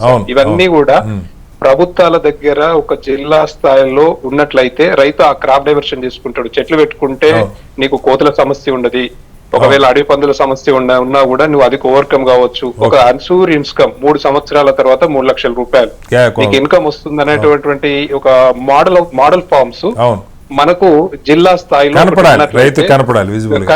కనిపిస్తే అప్పుడు రైతుతో ఇప్పుడు వరి పండిస్తుండు. వరికి ఏంటంటే ఎంత లేదన్నా వర్షాకాలంలో 25 నుండి 28, రబీలో 30 నుండి 32 క్వింటాల దిగుబడి తీస్తుండు. ఎంత పెట్టుబడి అవుతుంది అనేది నథింగ్ సార్. పెట్టుబడి గవర్నమెంట్ ఇచ్చే సబ్సిడీ, నీళ్లు, కరెంటు ఇవన్నీ లెక్కేస్తే చాలా అవుతుంది. Nothing sir, nothing. దానిలో పెద్ద రాదు. మనము ఆ మోడల్ ఫార్మ్ అప్రోచెస్ హార్టికల్చర్ క్రాప్లలో కూరగాయలలో ఒక రైతుకు అస్యూరెన్స్ గా అంటే ఏంటంటే కూరగాయల పంటలు తీసుకున్నట్లయితే రేటు ఫిక్స్డ్ ఉంటలేదు. అదే మేము ఇప్పుడు తీసుకున్నట్లయితే సార్, నేను హైదరాబాద్ లో ఒంటి మామిడి దగ్గర కల్టివేట్ చేస్తున్నాను. అక్కడ రైతులు 365 days వెజిటేబుల్స్ సాగు చేస్తుంటారు సార్. వాళ్ళ ఎకరానికి 3 లక్షల రూపాయల ఇన్కమ్ తీస్తున్నారు. మనం ఒక వరికి సాగు చేసి ఎంత తీస్తున్నాం, అంతే కదా, 60,000 70,000 తీయట్లేదు. ఇవన్నీ కూడా ఎక్కడ ఉండాలంటే ఒకటే కాడ మనం పోయి చూడలేం కాబట్టి ఒక జిల్లా స్థాయిలో ఈ సెంటర్ ఆఫ్ ఎక్సలెన్స్ అంటే ఈ కూరగాయలలో అసిడియన్ ఇన్కమ్ ఇట్లా crop right sir. Mallikarjuna Reddy గారు మనతో ఇంకొక రైతు కూడా ఉన్నారు, లక్ష్మణ్ గారు, మంచిర్యాల జిల్లా నుంచి. లక్ష్మణ్ గారు మీ క్వశ్చన్ ఏంటో అడగండి. నమస్కారం సార్. నమస్తే, అడగండి సార్. నేను ఇది సమ్మర్ లో టమాటా పెట్టాను 1 ఎకరు డ్రిప్ ఇరిగేషన్ ద్వారా. దానికి మనం ఆర్గానిక్ సంబంధించి కల్చర్స్ ఉపయోగించి స్టార్ట్ చేసాను సార్. 1 week అవుతున్నది. ఈ ఆర్గానిక్ లో ఈ సమ్మర్ లో మనకు టమాటా మనకు ఆర్గానిక్ పోతే మనకి ఏమైనా వర్కౌట్ అవుతుందా లేదా అనేది డౌట్ సార్ నాకు. సార్ ఇప్పుడు సమ్మర్లో అయినా మామూలు ఎప్పుడైనా ఇప్పుడు ఆర్గానిక్ మీరు పండిస్తే అక్కడ మనకు ప్రీమియం ప్రైస్ రావాలంటే మీకు కస్టమర్స్ ఉండాలి. ఇప్పుడు అలా కాకుండా నాకు 20 రూపాయలు తినే టమాటా సేమ్ టేస్ట్ ఉంది, నేను 120 రూపాయలు కొనే టమాటా కూడా సేమ్ టేస్ట్ ఉంది అనే కస్టమర్స్ ఉన్న దగ్గర మీరు పండించిన పంటకు మీకు లాభాలు వస్తాయని ఎక్స్పెక్ట్ చేయడము కాదు.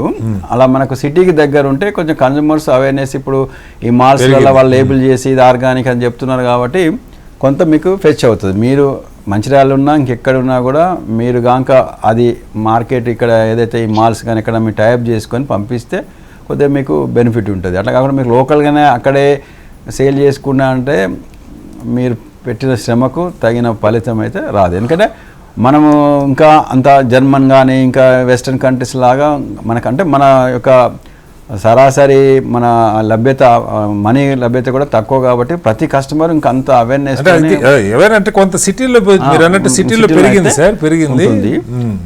మీరు మీ ఎఫర్ట్స్ మంచిదే కానీ దానికి తగ్గట్టుగా మీరు మార్కెట్ని కూడా లింక్ చేసుకుంటే మీకు ముందుకెళ్ళగలుగుతారు.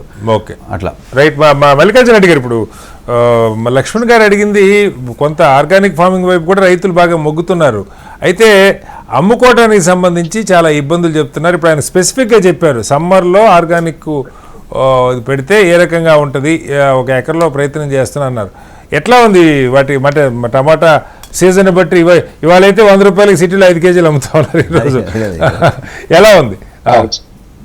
తప్పకుండా సార్, సమ్మర్ లో ఫ్లక్చుయేషన్ ఉంటుంది, అప్ అండ్ డౌన్స్ ఉంటాయి సార్. ఒకటేసారి మనము ఒక 60 days క్రాప్ ని మనము చేసుకుంటూ పోవడమే సార్. ఒక క్రాప్ ప్యాటర్న్ డిజైన్ చేసుకుని కంటిన్యూస్ ప్రాసెస్ గా పెట్టుకుంటూ పోవాలి. ఇంకోటి ఏంటంటే సమ్మర్ లో టెంపరేచర్స్ పెరుగుతుంటాయి కాబట్టి ఈల్డింగ్ తగ్గుతూ ఉంటుంది కాబట్టి అప్పుడు రేట్ ఎక్కువ, డిమాండ్ అండ్ సప్లై ప్రకారం ఉంటుంది కాబట్టి. ఇంకోటి న్యాచురల్ ఫార్మింగ్ చేసేటప్పుడు సార్ మార్కెటింగ్ సోర్స్ మనమే సిటీలలో మనం చేస్తున్నటువంటి వ్యవసాయ విధానాన్ని వాళ్ళకి తెలియజేస్తూ మన యొక్క క్వాలిటీని టెస్ట్ చేసి వాళ్ళకు చెప్పడం, మనం చేస్తున్నట్టు వ్యవసాయ విధానాన్ని వాళ్ళకి చెప్తూ వారి అవగాహన పెంచి మనం మార్కెటింగ్ చేయాలి సార్. కానీ ప్రభుత్వం కూడా నుండి కొంచెం రిక్వెస్ట్ ఏంటంటే సార్, మనము ప్రభుత్వం కూడా నేచురల్ ఫార్మింగ్ చేసే ఇప్పుడు 1 కోటి మంది రైతులు ఉన్నారు కేంద్ర ప్రభుత్వం. సో వాళ్ళకి ఒక మండల్ లెవెల్లో కొంతమంది రైతుల్ని పోగు చేసి వాళ్ళు పండించినటువంటి పంటని మార్కెటింగ్ సైడ్ కూడా ప్రభుత్వాన్ని కొంచెం చేసి వాళ్ళకు సర్టిఫికేషన్ చేసినట్లయితే ప్రకృతి వ్యవసాయం చేయడానికి ముందుకు వస్తారు. దానికి సంబంధించినటువంటి కొన్ని కల్చర్స్ సార్, నేచురల్ కల్చర్స్ అన్నిటిని కూడా రైతుకు అందుబాటులో ఉన్నట్లయితే అన్ని కూడా ముందుకు వెళ్ళగలుగుతుంది. ఒక ప్రకృతి వ్యవసాయం అంటే ఒక పాలేకర్ గారి పద్ధతే కాకుండా చింతల వెంకటరెడ్డి గారి మెథడ్, చౌహాన్ గారి మెథడ్, ఇవన్నీ కూడా బయో ఎంజైమ్స్ ఉంటాయి సార్. ఇవన్నిటిని కూడా మనం డే టు డే చేంజ్ అవుతూ కొత్త విధానాన్ని అవలంబిస్తూ ప్రొడక్టివిటీ మీద దృష్టి చేస్తూ, ఇంకోటి ఏంటంటే మార్కెటింగ్ మీద కూడా దృష్టి పెట్టాలి సార్. సో అన్ని విధాలు ఆలోచించినప్పుడు రైతుకు నష్టం ఎప్పుడు జరగదు సార్, చేసుకుంటూ పోవాలి అంతే. Right sir. మనతో సాయిలు, మరో రైతు మెదక్ జిల్లా నుంచి ఫోన్ లైన్ లో ఉన్నారు. సాయిలు, మీ క్వశ్చన్ అడగండి. హలో సాయిల్ గారు, అడగండి, నేను నిపుణులు ఉన్నారు, సమాధానం చెప్తారు. మాకు డ్రిప్ కావాలి సార్, వాటర్ ఉంది. డ్రిప్ కోసము మేము ప్రయత్నం చేస్తున్నాం. ఇక్కడ మాది సింగరాపేట మేదక్ జిల్లా. ఏం పంట వేస్తున్నారు మీరు? మేము బెండ, టమాటా, మిర్చి, కూరగాయలు. సార్ చెప్పండి. ఉద్యానవనం. ఇప్పుడు మీరు కూరగాయ పంటలకు డ్రిప్ చాలా మంచి పద్ధతి నీరు అందించడానికి.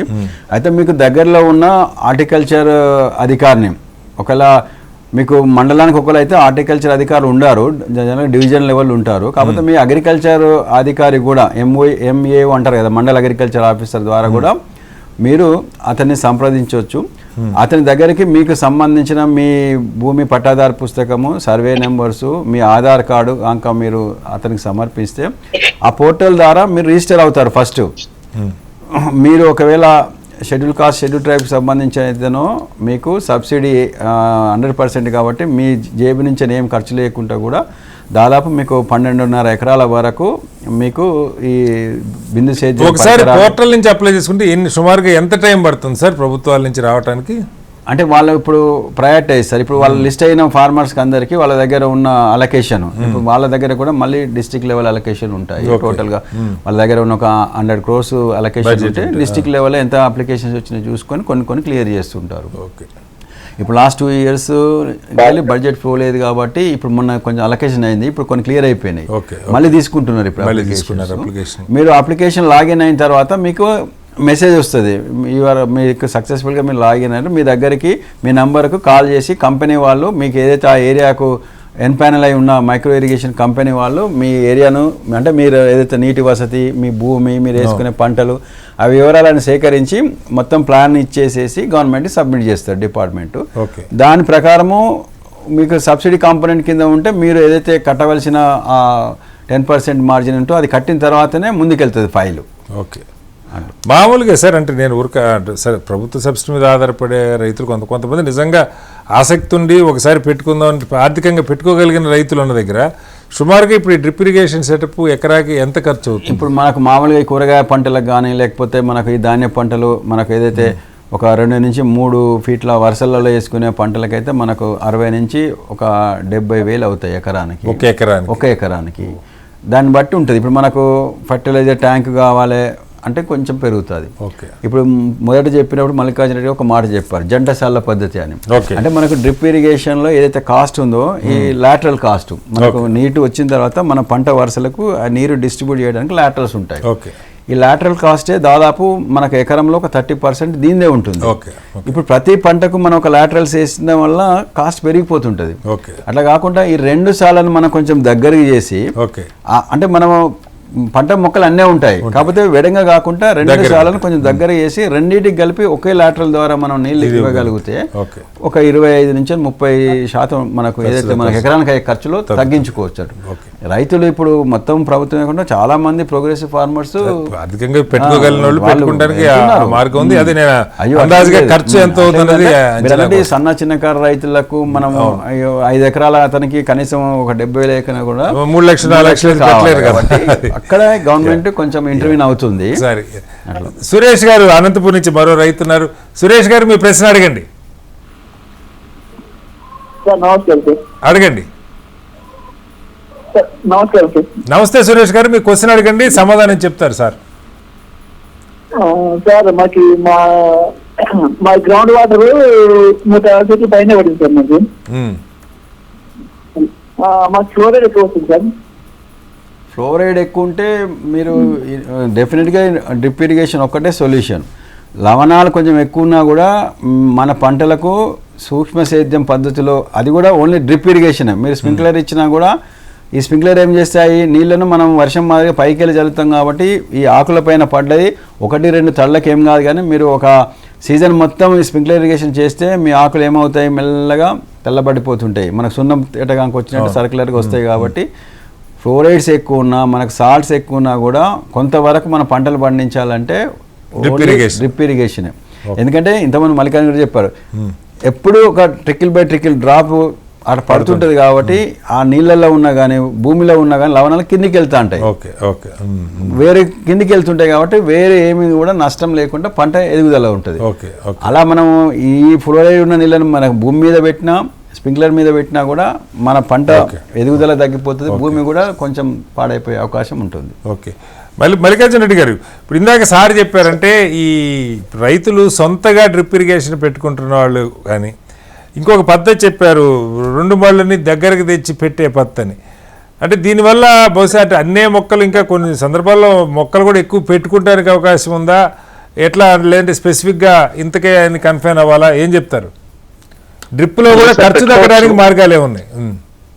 జంటసాల పద్ధతిలో కూడా మనకు ఎకరానికి మామూలుగా మొక్కజొన్న సాగు చేసినట్లయితే సార్ 45,000 మొక్కలు వస్తాయి. మొక్కజొన్న మొక్కలు. జంటసాల పద్ధతిలో కూడా మనము స్పేసింగ్ తగ్గించినప్పటికీ కూడా 30,000 మొక్కలు వచ్చినప్పటికీ కూడా దిగుబడి మాత్రము కంకి సైజు లో పెరగడం గానీ, హీలింగ్స్ ఇప్పుడు ఫోటోసింథటిక్ అంటే మనకి ఎక్కువ వెలుతురు ఉండడం వలన చెట్టు కంకి పాలు పోసే దశ ఎక్కువ వస్తుంది సార్, ఎక్కువ లెంతీగా వస్తుంది కంకి. సో మనకు దిగుబడి ఓవరాల్ గా చూసుకున్నట్లయితే రబీలో తీసుకున్నట్లయితే 35 నుండి 40 క్వింటాల దిగుబడి మనం మొక్కజొన్నలో తీయొచ్చు సార్ జంటసాల పద్ధతిలో. ఇంకొకటి మా దగ్గర కొంతమంది రైతులు దానిలో జంటసాల పద్ధతి పెట్టినప్పుడు మధ్యలో గ్యాప్ లో కొత్తిమీర సాగు చేసుకోవడం జరిగింది సార్. కొత్తిమీర వచ్చేసి మనకు 60 డేస్ లోపే, అంటే మొక్కజొన్న పెరిగే లోపే, హైట్ పెరిగే లోపే మనకు ఈ దీనిలో అంతర పంటగా మనము కొత్తిమీర సాగు చేసుకోవడం వలన మనకు కొత్తిమీర ద్వారా కూడా ఆదాయం వస్తుంది సార్. సో ఎక్కడ కూడా మనకు దిగుబడి అనేది తగ్గడం అనేది జరగదు సార్. జంటసాల పద్ధతి ఇస్ బెస్ట్ మెథడ్ సార్. చిన్న రిక్వెస్ట్ సార్, నాకు ఈ వాటర్ స్క్వేర్ సిటీ గురించి ప్రాబ్లం కదా, చెప్పండి. సో ఒక పైలట్ ప్రాజెక్ట్ కింద ప్రభుత్వము ఒక అంటే నా నుండి చిన్న రిక్వెస్ట్ సార్, చెప్పండి. సో మన పొలంలో ఎటైతే స్లోప్ ఉంటుందో అక్కడ ఒక బావి చిన్న గుట్టలాగా తవ్వి దానిలో వాటర్ పాయింట్ లాగా వేసి దానిలో రాళ్ళేసి ఈ నీళ్లను ఇనికేషట్టు చేస్తున్నట్లయితే సార్ ఆ ఏరియాలో గ్రౌండ్ వాటర్ అనేది పెరుగుతుంది. ఇంకొకటి ఏంటంటే ఈ నీళ్ళన్నీ కూడా పోయి చెర్ల పడడం వల్ల చెరువుల నుండి మనకు బావిలోకి సింక్ అవ్వడానికి చాలా లెంత్ టైం, అంటే చెరువుల దగ్గర ఉన్న రైతులకు ఇబ్బంది లేదు సార్. కానీ ఎప్పుడైతే చెరువులు దూరం ఉంటాయో వాళ్ళ పొలంలోకి ఏం చేయాలంటే ఒక రైతే చేసుకున్నా ఏం లేదు, ఒక ఎన్జిఓ తోటి దాని మీదే చర్చించాం మల్లికార్జున రెడ్డి గారు. ఫార్మ్ పార్ట్స్ చాలా స్వచ్ఛంద సంస్థలు చేస్తున్నాయి, రైతులు కూడా అవేర్నెస్ అయితే. అవును, ఏదో ఉంటే ఎరెక్షన్స్ కూడా ఉరిరాదు సార్. భూమి బాగా దూరం కొట్టుకపోకుండా మన భూమిలోనే సింక్ అవ్వడం వలన మన చుట్టుపక్కల గ్రౌండ్ వాటర్ లెవెల్ అనేది పెరగడానికి చాలా దోహదపడుతుంది. దానివల్ల కూడా నీటి వినియోగం తక్కువతో అయిపోద్ది, వర్షం వచ్చినప్పుడు నీళ్ళంతా తక్కువ అవుతుంది. ఇంకొకటి సార్ నా నుండి ఇంకొక రిక్వెస్ట్ ఏంటంటే సార్, భూమిలో వాటర్ పడతలేవని చెప్పి 800 ఫీట్లు 900 ఫీట్లు వేస్తున్నారు సార్. దీని వల్ల ఎంత డెప్త్ కి వెళ్తామో అంత లవణాల శాతం పెరుగుతుంది సార్. ఎప్పుడైతే మనకు 60 ఫీట్ల లోపే ఉన్నటువంటి వర్షపు నీళ్లు పడ్డటువంటి నీళ్లు సింక్ అవుతాయో ఆ నీళ్లు పంటకు ఓకేం సార్. నేను నీళ్ళని చెక్ చేసుకుంటా సార్. నేను పండించే పంటకి నీళ్ళ యొక్క టీడీఎస్ లవణాల శాతం ఎంత ఉందనేది, మన తాగే నీళ్ళకి ఎట్లయితే 50 to 200 టీడీఎస్ ఉన్నటువంటి లవణాలను ఎట్లనో పంట కూడా, అంటే లాంగ్ టర్మ్ లో కంటిన్యూటీ దిగుబడి రావాలి అంటే 800 నుండి 1000 లోపు టీడీఎస్ ఉన్నటువంటి నీళ్లు పంటకు ఎక్కువ ప్రొడక్షన్ వస్తుందని నేను నమ్ముతున్నా సార్. ఎందుకంటే నేను ఎవ్రీ ఇయర్ నా సాయిల్ ని టెస్ట్ చేసుకోవడం జరుగుతుంది. నాకు ప్రాజెక్ట్ నీళ్లు కూడా వస్తున్నాయి. ఎల్లంపల్లి ప్రాజెక్టు నుండి నీళ్లు రావడం వల్ల ఆ నీళ్లను నేను పొలానికి పెట్టినప్పుడు ఈలింగ్స్ బాగా వస్తున్నాయి సార్. ప్రవహించే నీళ్లలో స్ట్రక్చర్ ఉంటుంది. ఆ లవణాలు మన బావిలో ఉన్న నీళ్లు నాకు 1100 నుండి 1300 వరకు టీడీఎస్ ఉంటుంది సార్. నీళ్ళ యొక్క లవణాల శాతం ఎక్కువ ఉన్నప్పుడు ఆ నీళ్లను ఫ్లడ్ ఇరిగేషన్ ఇచ్చినప్పుడు ఆ నీళ్లు పై పాటుగా భూమిలోనే ఆ లవణాలు ఎవ్రీ ఇయర్ పేరుకపోయి కొన్ని సంవత్సరాల తర్వాత మెల్లమెల్ల ఒకటే రోజు మనకు నష్టం అనేది తెలియదు సార్. లాంగ్ టర్మ్ లో తెలుస్తుంది. ఇప్పుడు ఎట్లయితే మనకు సైంటిఫికల్ ఎవిడెన్స్ ఉంది, ఏదే నీళ్ళని ఎక్కువ లవణాలు ఉంటే మనకు బాడీ మీద ఎఫెక్ట్ పడుతుంది అంటే WHO చెప్తుంది కదా సార్, 50 నుండి 200 ఉన్నటువంటి టీడీఎస్ ఉన్నటువంటి లవణాలను తీసుకోండి, అంతకంటే ఎక్సెస్ ఉంటే మీ బాడీ మీద స్ట్రెయిన్ పడుతుంది. ఒకసారి ఇంకొక రైతు కూడా ఉన్నారు సార్, అమృత్ గారు నిర్మల్ నుంచి. అమృత్ గారు మీ క్వశ్చన్ అడగండి. ఇక్కడ వ్యవసాయ శాస్త్రవేత్త ఉన్నారు, అలాగే అభ్యుదయ రైతు ఉన్నారు. అమృత్ గారు మీ క్వశ్చన్ అడగండి. అడగండి, వినపడుతుంది, అడగండి.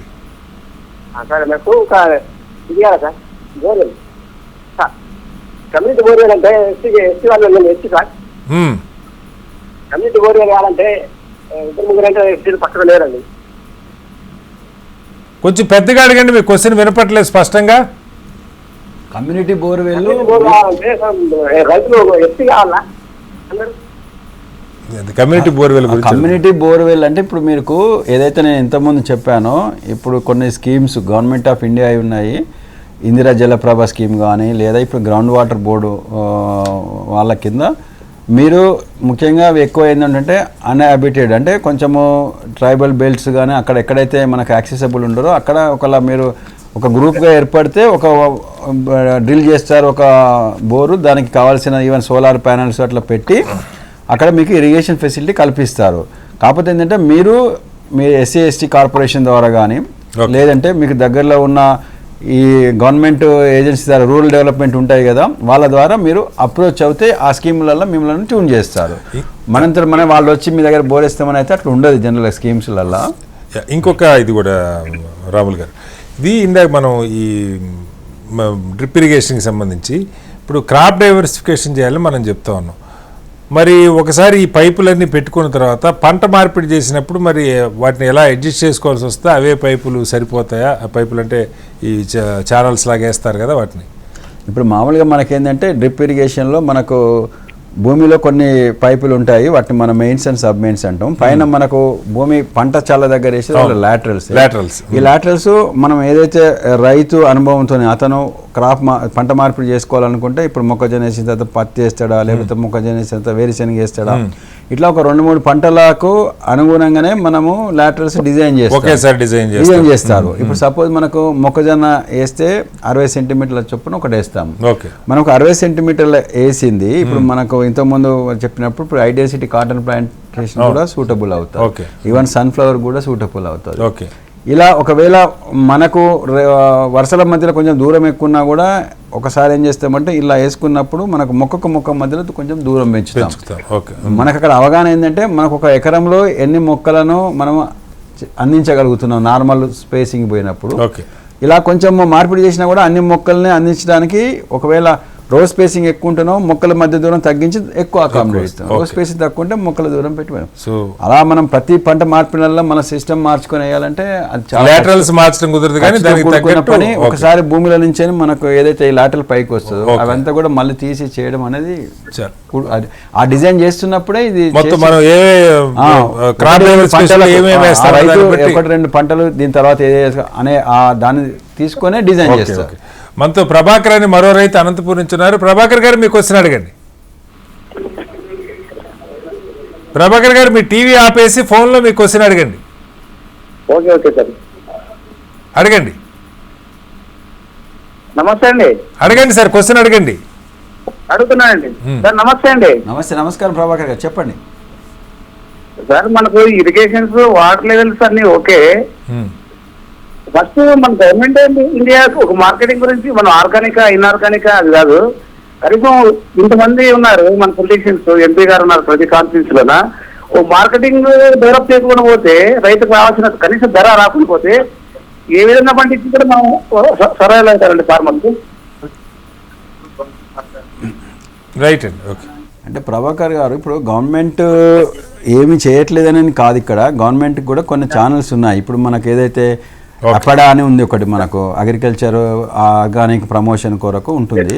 కాకపోతే ఏంటంటే ఒకరిద్దరు రైతుల దగ్గరికి అవి రావు.